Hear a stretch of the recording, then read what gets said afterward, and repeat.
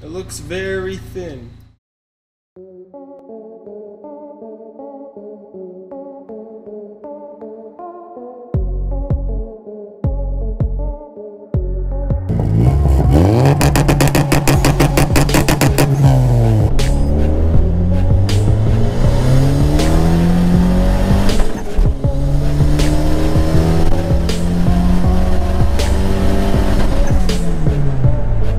Mexico.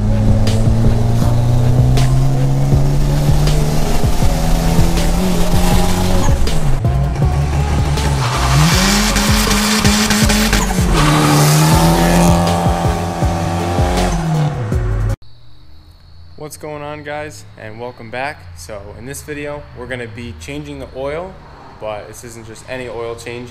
I want to install my oil temperature gauge that I got, because I kind of want to keep a close eye on the oil temperature of this car, because I think that we're getting oil temps like up in the unsafe range of, you know, high 200s. So I'm hoping not, but I do think that we have some sort of oil heating issue just because of the turbo setup, and you know, I think everything ends up running hot on long drives.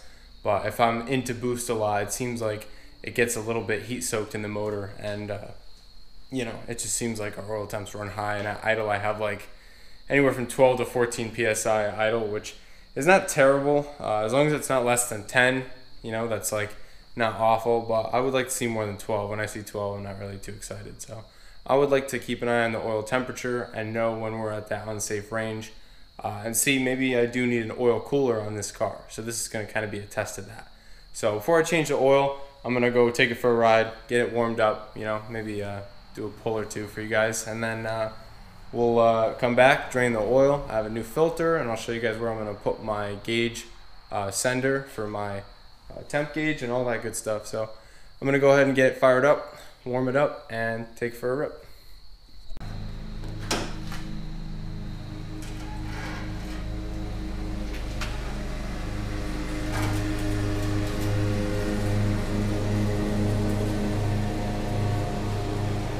Warm.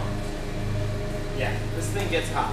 So there's a couple of things that I still want to do. I want to fix this filter here, because I don't like this filter setup. It's way too hot.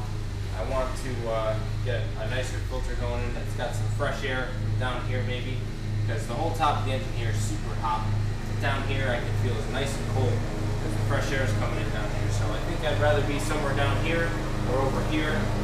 This is, you know, the intercooler pipe in here is still a little warm. But yeah, that is freaking really hot. So that's yeah, you know, this thing gets hot. It's a turbo car, so we have to deal with the heat, and we're gonna see how we can deal with it. But yeah, so first things first, I'm gonna jack it up, and I'm gonna drain the oil, and then we'll pull the filter off, and then we'll go from there. But you know, let me get started jacking this thing up.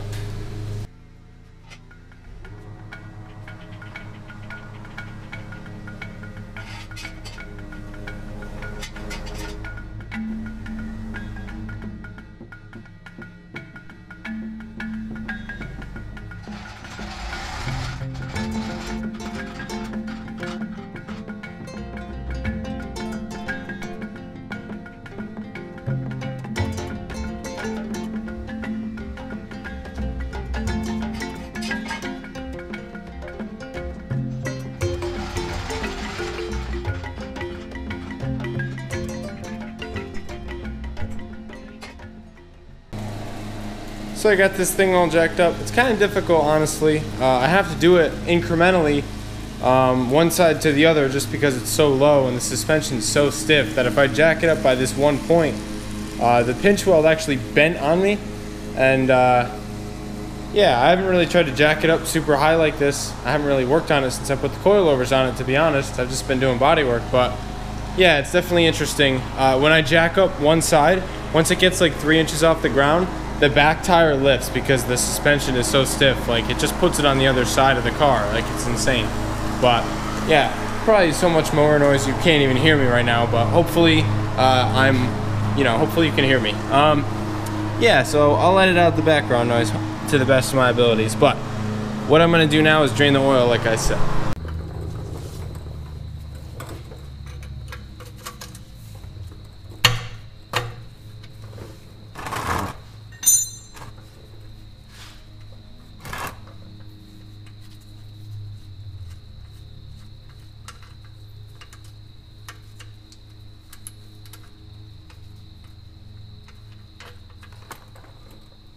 looks very thin.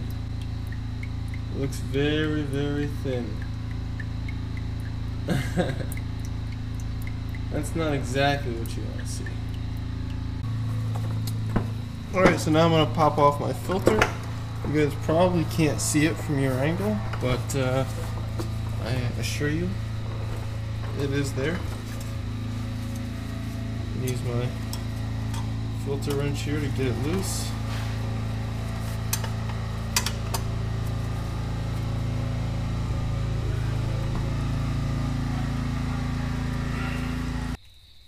So interestingly enough, there's a bolt that you tighten down here, like this threaded rod that takes the place of the factory area for my sandwich plate here.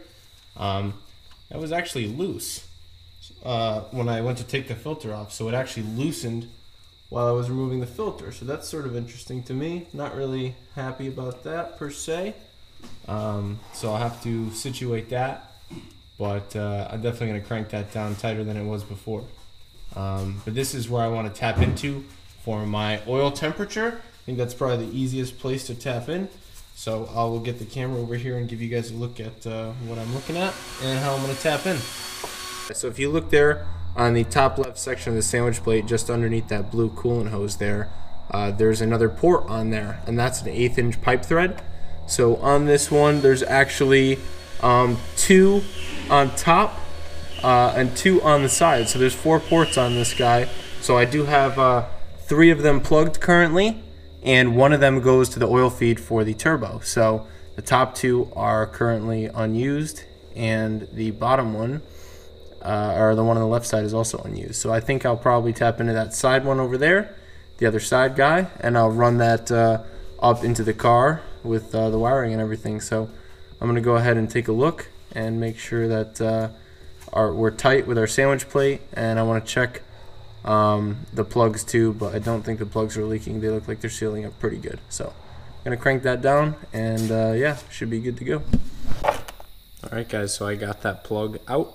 That is my 1/8 inch plug, and I'll show you guys the gauge I got here. So this is my glow shift gauge.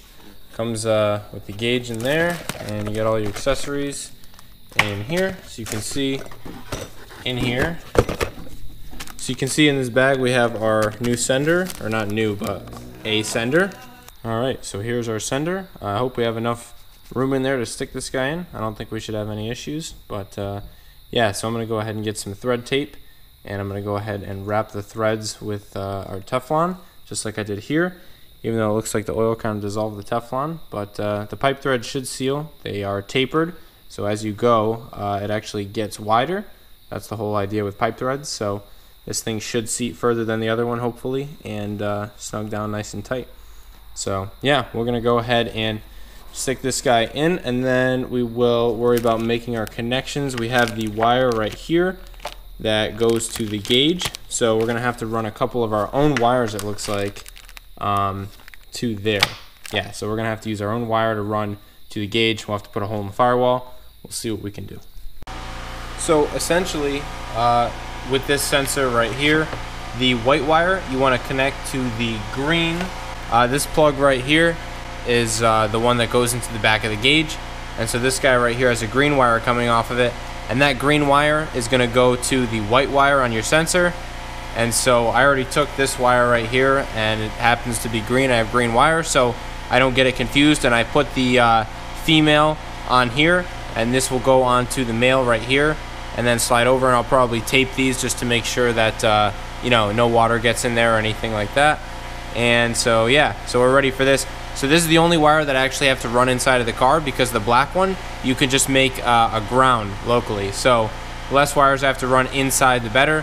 Plus, you want to make a nice local ground for this. So I'll find somewhere, whether I ground it with the main battery ground and try to run like a nice sleek wire, or I'll try to find a better spot that you can't actually see. We'll see what I can find in there. But yeah, so that's the plan. I'm going to go ahead and get this guy Teflon tape, like I said, and installed. Hopefully I didn't break it. So you always want to wrap clockwise, because when you tighten it down, You don't really need that much. I might even have too much on there, but hopefully it tightens up good and makes a good seal. But you always want to wrap it clockwise, because when you go to tighten it, it's going to tighten the tape on as opposed to loosen the tape. So that is what you want. So we're on there pretty good. I'm ready to screw this in, and I'll have to use a wrench on it now, but we'll see if we can get it screwed in fully. Hopefully it's got enough clearance. Alright guys, you can see I got my 2 wires right here. See if I can get some better light. Yeah, there's the 2 wires right there, and they're hooked up.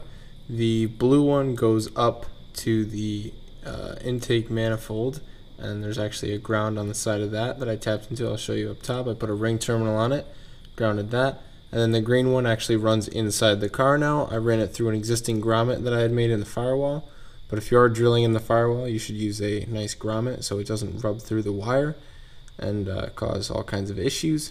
But if you wire things right, you know, you should be all set. So I'm probably going to go ahead and black tape those and then zip tie the wires out of the way down here, and then up top I'll probably do a couple of zip ties too. And then I'm going to go ahead and wire up the gauge inside the car, and I'll show you guys what that wiring is going to look like too. So these are the areas that I was talking about earlier. You can see the blue wire there going to the intake and the green wire going in through the firewall. Kind of a mess down there, but you can't really see it from the front, and that's kind of what I was going for. But for those of you new subscribers, the engine bay is actually nice. The rest of the car looks like a regular old primered up Honda though. So it's kind of sleeper in the way that it looks like a piece of junk, but it kind of is a piece of junk, but whatever, they're all pieces of junk. Anyway, now that wire goes inside the car and it's nice and coiled up down there on the floor. So I'm going to go ahead and try to run that into the center console, because that is where I'm going to put this gauge, and I will show you guys exactly where I'm going to put that. Alright, so at this point I have the gauge is kind of loosely mounted in here, good enough for now. Actually it's pretty solid. I kind of just have it like wedged in here, so I'm pretty happy with that. Snap this guy all back in. But yeah, so it's looking good. All I really got to do now is wire it, so I have it plugged in. Have all the wires right here. So I think I explained it, but red is constant power, yellow is switched, black is ground, and green is from our sensor to the white wire on our sensor. So I've got this other green wire that I ran through. I'm going to cut this and splice this right into the green here, just solder it, and we should have a solid connection there. And then I think I might just pull from the radio power. It's kind of not the right way to do it. You really should add a fuse, blah blah blah, yada yada. I don't care, just adding it right here. It is what it is. It'll work. It's always worked for me in the past. As long as you're not going to rub through anywhere with your wiring, you're not going to blow a fuse. These gauges aren't going to blow a fuse. Should be fine. But yeah, should put a fire extinguisher in here. All this shady wiring. Alright, so I have been determined to get this thing going, and I just want to see the gauge power up and give me a readout. And so I've been going at it. It's almost 10:30, but I got everything wired up.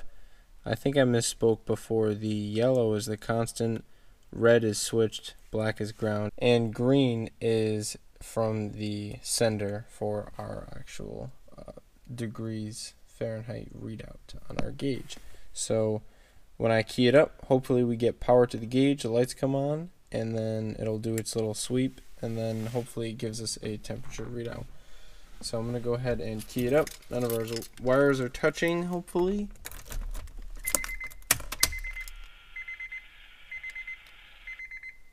Okay. Did it sweep?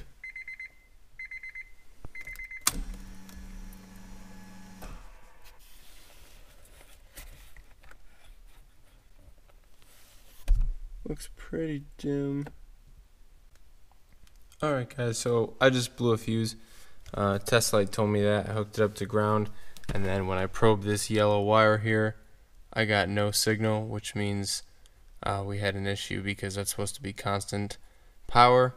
And then when I turned it on, it was like kind of on dim, but it was actually running off of this switched power. So yeah, no worries. we're good to go. I changed the fuse. Didn't have a 7.5 amp like it was. I put a 15 in it.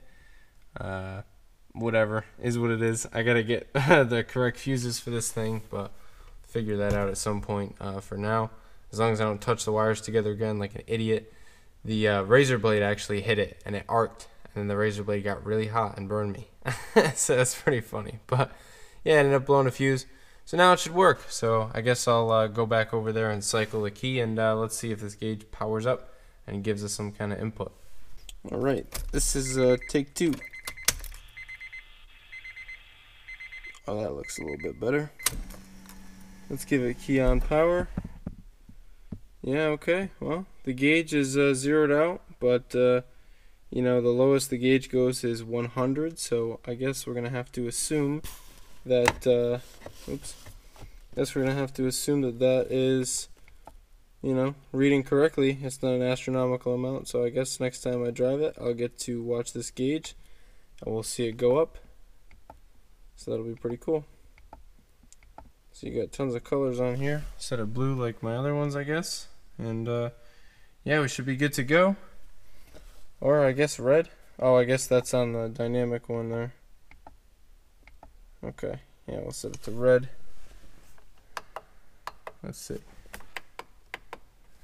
Nice. Sweet. Everything's red. Anyway, yeah, so that's it for tonight. I'm definitely calling it quits. This thing's powered up. I will solder everything tomorrow and, you know, finalize the whole install here.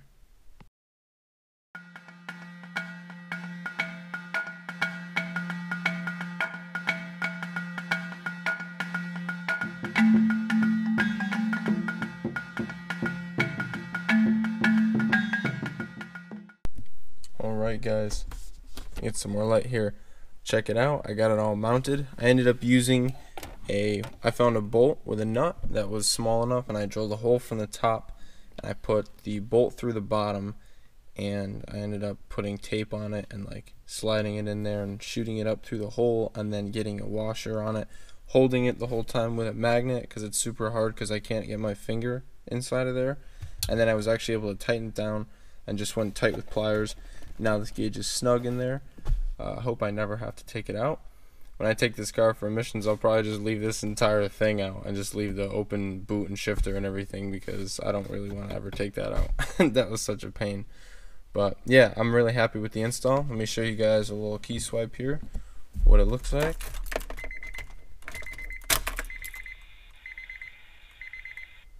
Nice. Gauge is on. Radio comes on too. Looks like everything's working.